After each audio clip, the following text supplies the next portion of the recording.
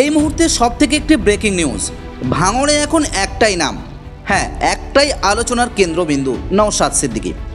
জনগণের দাবি, নওশাদের নাম শুনলেই নাকি আতঙ্কে ভয় পান মুখ্যমন্ত্রী থেকে শুরু করে একাধিক তৃণমূল নেতা। বিশেষ করে ভাঙড়ের তৃণমূল শিবিরে এখন চরম অশান্তি। হ্যাঁ, নওশাদ সিদ্দিকী নিজে জানিয়েছেন, আমি যখন ভাঙড়ের জনসংযোগে আসি তখন মানুষের ঢল নামে, আর যদি কর্মী সভা করি তাহলে জায়গা থাকবে না। হ্যাঁ, এমনটাইও সাধারণ জনগণ তাঁরাও প্রশ্ন ছুড়েছেন। এমন বক্তব্যে রীতিমতো চিন্তায় তৃণমূল নেতারা। জনগণের উৎসাহ ও সমর্থন দেখে রাজনৈতিক মহল বলছে ভাঙড়ের রাজনীতিতে এখন পরিবর্তনের হাওয়া বইছে।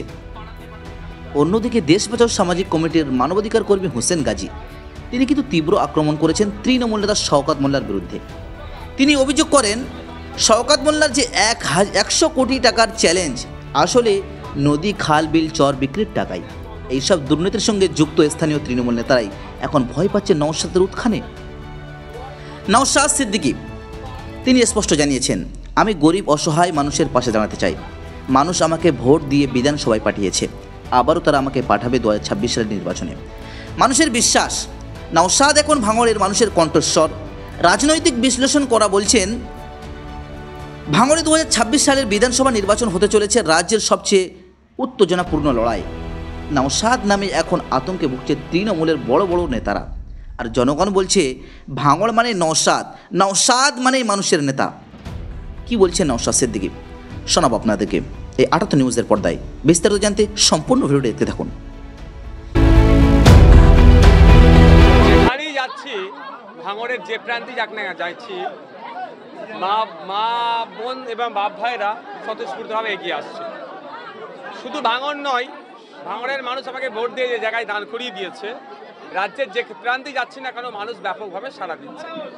নিশ্চিতভাবে আমার কর্মকাণ্ড দ্বারাই ভাঙড় সহ রাজ্যের মানুষ কিছু আশা পাচ্ছে যে আগামী দিনে নওশাদ ভাইজানের সাথ দিলে, নওশাদ ভাইজানের সাথ দিয়ে যদি নওশাদ ভাইজানদেরকে দিয়ে দায়িত্ব তুলে দেওয়া হয়, তাহলে এই সমাজে যে অন্যায়, অনাচার, দুর্নীতি এরাই বন্ধ করতে পারবে।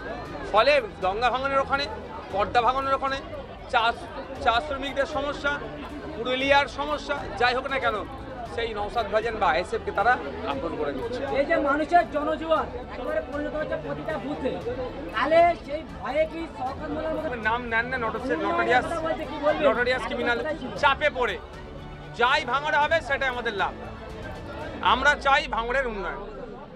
কে করছে না করছে রাজনৈতিক হিংসাতে আমরা যাব না, রাজনৈতিক কষলাকষিতে যাব না। একটাই বলবো, যা হচ্ছে বিরোধী বিধায়ক পেয়েছিল বলেই হচ্ছে। কারণ হচ্ছে জানে ভোটটাকে নিতে হবে। তো আমরা চুপচাপ করে যা উন্নয়ন ভাঙড়ের হবে নিয়ে নেবো। তবে 100 কোটির মধ্যে কত কাটমানিতে যাবে সেটা ওনাকে বলা দরকার। বিধানসভাতে অনেক আছে, আমি একটা কথা বলবো, ওনার নাম বাদে অন্য কোশ্চেন করুন। আমার লড়াই মমতা ব্যানার্জির বিরুদ্ধে। কেন চুনে পুটিদের নাম দিচ্ছেন বলুন তো, টাইম নষ্ট করবেন না। আমি একটা কথা বলবো, অর্ধ সত্য মিথ্যার চেয়ে ভয়ঙ্কর। ওই ভিডিও কাটিং করে আমাদের সম্পর্কে বাজেভাবে সমাজে আমাদেরকে কলুষিত করতে পারবে না।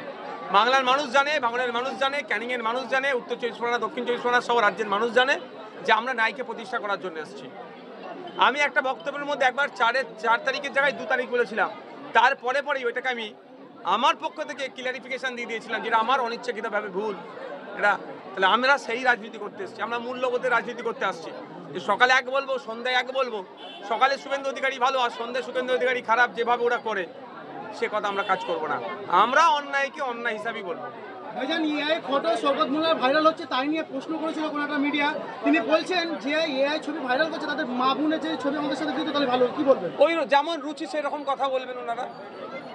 প্রথম কথা, এডিট করে কোনো ছবি কারো সে যে কেউ হোক, এর পক্ষে আমি নয়। এটা চরম ঘৃণিত কাজ, এই কাজ কেউ করবেন না। আমি এটুকু বার্তা দিতে পারি। দ্বিতীয়ত, কেউ অন্যায় করেছে বলে আমি আরেকটা এমন কথা বললো সমাজে, আমি একজন জনপ্রতিনিধি, এটাও কোনোভাবে কাঙ্ক্ষিত নয়। তবে যার যেমন রুচি তার তেমন ভাই বাক্য হবে।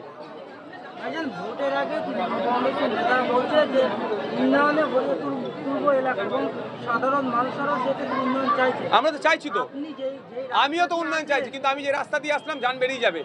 বারবার বলা হচ্ছে রাস্তাঘাট দুরবস্থা, এই রাস্তাটা আরও বেশ কিছু রাস্তা নিয়ে অলরেডি আমি চিঠি করেছি, কোনো হেলদোল নেই। তাহলে উন্নয়ন কোথা হচ্ছে? তারপরে বলবো ভাঙড়ের যা হবে ভাঙড়ের মানুষের লাভ। আর আমি রাজনীতিতে এসেছি, ভাঙড় থেকে কন্টেস্ট করছি, তো আমার ফার্স্ট প্রায়োরিটি থাকবে ভাঙড়ের মানুষের লাভ হওয়া। কে করে দিচ্ছে ওটাতে আমার অসুবিধা নেই, ভাঙড়ের মানুষ পাক। না, আমার কাছে ওই ধরনের বেশ কয়েকজন অভিযোগ করেছে, কিন্তু আমি তাদেরকে বলেছি যে লিস্টে আপনার নাম আছে, ওই ধরনের আমাকে দিন।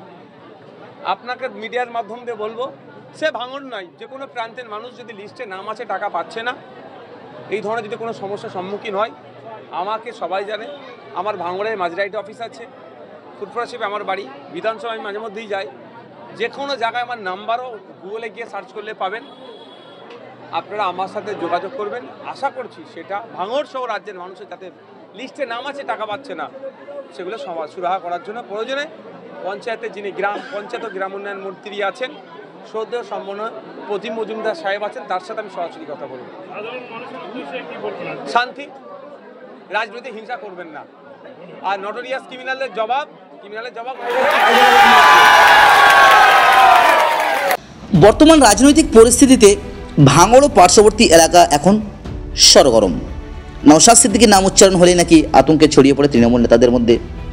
প্রশ্ন উঠেছে, কেন এত ভয় নওশাদের নামে? রাজনৈতিক মহলের একাংশের দাবি, নওশাদ সিদ্দিকী আজ সাধারণ মানুষের মনে এমন এক জায়গা তৈরি করেছেন যা কোনো রাজনৈতিক শক্তির পক্ষে সহজে ভাঙা সম্ভব নয়। ভাঙড়ের মাঠে এখন মানুষ খোলাখুলি বলছে, নওশাদ আমাদের পাশে থেকেছেন, অন্য কেউ নয়। এদিকে বিরোধী দলনেতা শুভেন্দু অধিকারী কটাক্ষ করে তিনি বলেছেন তৃণমূল ও আইএসএফকে ঘিরে। তিনি বলেন, নির্বাচনের আগে তৃণমূল আর আইএসএফ এই দুই দল খুবই চিৎকার করে, কিন্তু ভোট এলে মাঠে তাদের দেখা মেলে না। শুভেন্দুর এই বক্তব্য রাজনৈতিক অঙ্গনে নতুন জল্পনা ছড়িয়েছে।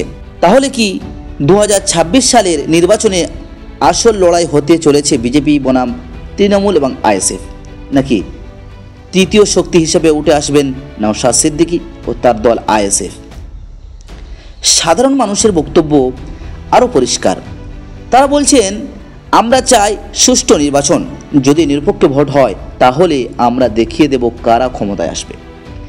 আমরা চাই এমন সরকার যারা আমাদের কাজ দেবে, আমাদের বিপদে পাশে থাকবে, আমাদের কণ্ঠস্বর হবে।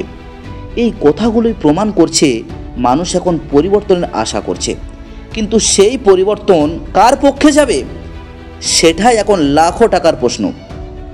রাজনৈতিক বিশ্লেষকরা বলছেন, বর্তমান পরিস্থিতিতে নওশাদ শুধু একজন নেতা নন, তিনি অনেকের কাছে এক প্রতীক, সাধারণ মানুষের পাশে দাঁড়ানোর প্রতীক। কেউ বলছেন নওশাদকে মানুষ ভালোবেসেছে, আবার কেউ বলছেন এটা কেবল আবেগের ঢেউ। তৃণমূলের অভ্যন্তরে এক প্রশ্ন ঘুরছে, নওশাদের এই জনপ্রিয়তা কি দীর্ঘস্থায়ী হবে, নাকি নির্বাচনের সময় গিয়ে হারিয়ে যাবে রাজনৈতিক হিসেবের খাতায়? সত্যি কি মানুষ নওশাদকে ভালোবেসেছে, নাকি এটা সময়ের সঙ্গে তৈরি এক আবেগের বিস্ফোরণ? 2026 সালের বিধানসভা নির্বাচনে সেই উত্তর দেবে ভাঙড় বাংলার মানুষ। একটাই কথা এখন চারিদিকে, ভাঙড়ে ঝড় উঠেছে, আর সেই ঝড়ের নাম নওশাদ সিদ্দিকী। এই ছিল আজকের 78 নিউজের জন্য সেরা ব্রেকিং নিউজ।